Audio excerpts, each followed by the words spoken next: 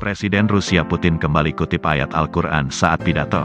Presiden Rusia Vladimir Putin untuk kesekian kalinya mengutip ayat Al-Quran dalam pidatonya. Kali ini, Putin yang beragama Kristen itu mengutip ayat Al-Quran dalam upacara memperingati Hari Persatuan Nasional Rusia pada tanggal 4 November lalu. Pidato Putin tersebut disampaikan kepada perwakilan dari berbagai agama di Rusia melalui video conference. Dia membaca surat As-Syura ayat 23 dengan terjemahan Al-Quran berbahasa Rusia. Ayat ini sendiri menjelaskan tentang perbuatan baik seseorang nantinya akan diganjar dengan balasan baik. Dalam Qiyas As-Syura ayat 23 Allah SWT berfirman, itulah karunia yang dengan itu Allah menggembirakan hamba-hambanya yang beriman dan mengerjakan amal yang saleh. Katakanlah, aku tidak meminta kepadamu sesuatu upah apapun atas seruanku kecuali kasih sayang dalam kekeluargaan.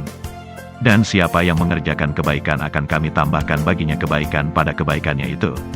Sesungguhnya Allah Maha Pengampun lagi Maha Mensyukuri. Putin juga mengutip surah Al-Nahl ayat 128, sesungguhnya Allah beserta orang-orang yang bertakwa dan orang-orang yang berbuat kebaikan.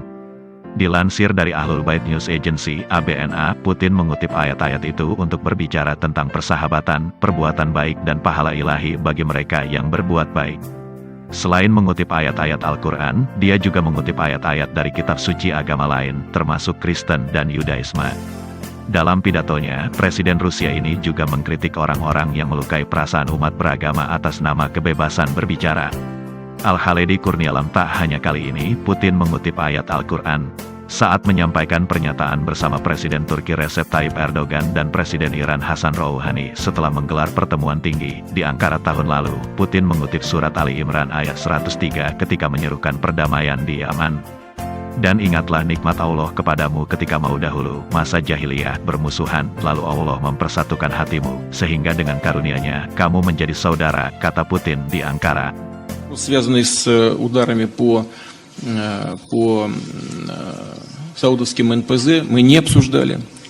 Но вы знаете нашу позицию в России. Во-первых, действительно в Йемене существует очень серьезная гуманитарная катастрофа. Это ситуация, которую вполне можно назвать катастрофой. И мы сами готовы к тому, чтобы людям помогать. И призываем всех, кто может это сделать, последовать нашему примеру.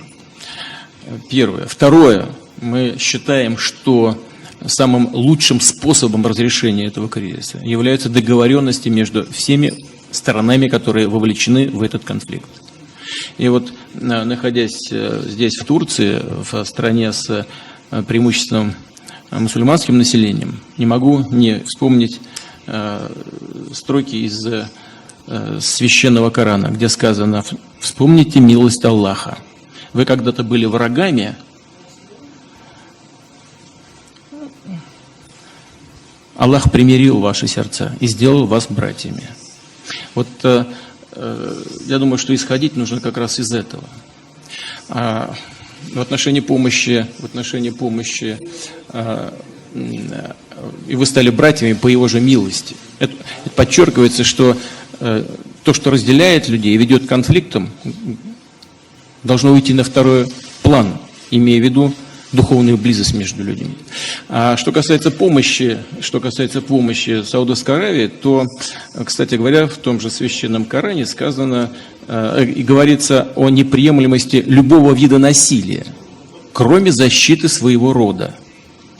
Вот, чтобы защитить свой род, свою страну, мы готовы оказать соответствующую помощь Саудовской Аравии, а политическому руководству Саудовской Аравии достаточно принять мудрое государственное решение, так как это сделали в свое время руководители Ирана, закупив С-300, и так как сделал президент Эрдоган, закупив у России новейшие комплексы ПВО С-400 «Триумф». Они надежно защитят любые объекты инфраструктуры.